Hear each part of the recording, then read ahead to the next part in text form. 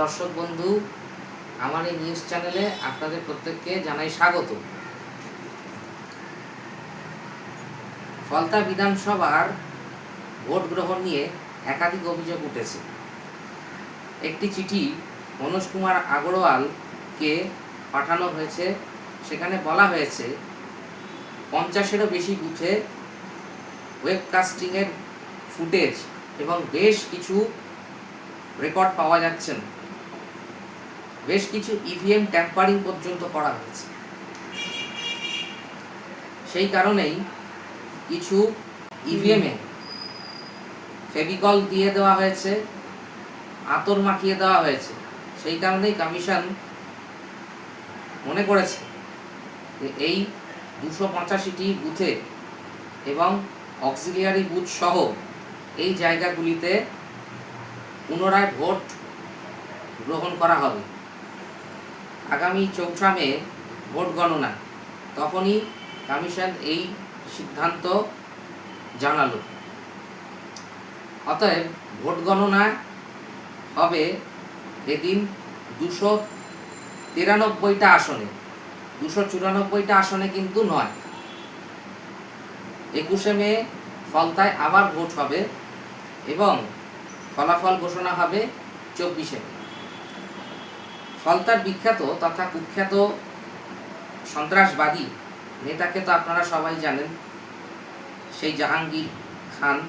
ভোটের সময় ইউপি থেকে আসা পুলিশ পর্যবেক্ষক অজয় পাল শর্মা এই জাহাঙ্গীরের বাড়িতেও এসে বারবার সাবধান করে দিয়ে গেছেন, তার পরিবারকে বলে গেছেন সেই কথা। आसपास के जितने भी लोग हैं अच्छी तरह से समझ लें कि अगर किसी ने बदमाशी करी तो उनका कायदे से इलाज किया जाएगा। फिर अगर कहीं से खबर आ गई कि किसी ने कोई खुराफात करने की, किसी को परेशान करने की कोशिश की है, तो फिर उसकी खबर फिर अच्छे से लेंगे हम। ये जहांगीर के घर वाले भी खड़े हैं, उसको बता देना कायदे से। ये बार बार जो खबरें आ रही हैं कि उसके लोग धमका रहे हैं, तो फिर अच्छे से खबर लेंगे, फिर बाद में रोना पछताना मत। কিন্তু তাতেও জাহাঙ্গীর ও তার বাহিনীকে থামানো বা দমানো যায়নি। তারা বাড়ি বাড়ি গিয়ে ভোটের আগে যথারীতি গ্রামবাসীদের ধমকে চমকে গেছেন। বৈধভাবে ভোট হয়নি বলেই কমিশন সিদ্ধান্ত নিয়েছে যে পুনরায় ভোট হবে।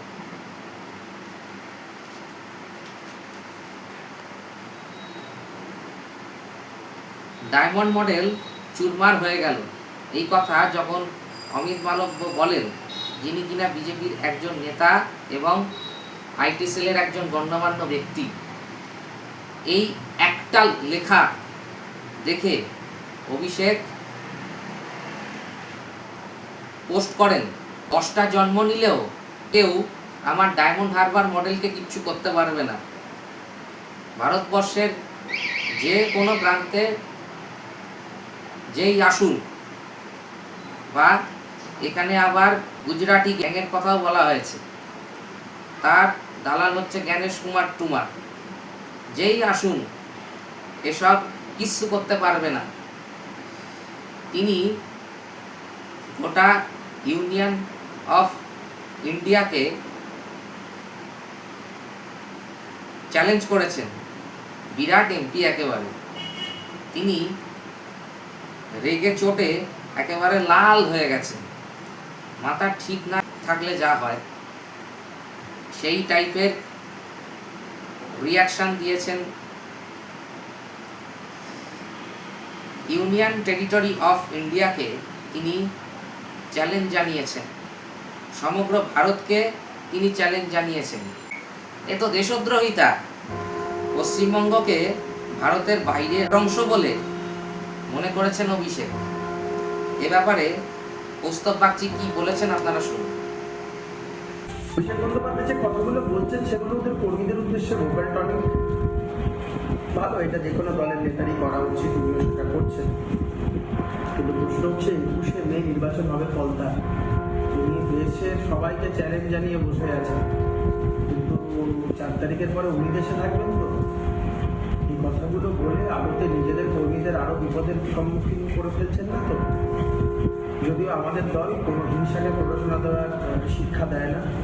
4 তারিখে ভারতীয় জনতা পার্টি সরকার হলে রাজ্যের মানুষ দেখবে যে প্রশাসনিক দৃঢ়তা কাকে বলে। পরিবর্তন হওয়ার পরেও প্রশাসন কীভাবে নিরপেক্ষ থাকলে রাজ্যের মানুষ কী করে সুরক্ষিত থাকে, এটা গোটা রাজ্যের মানুষ দেখবে।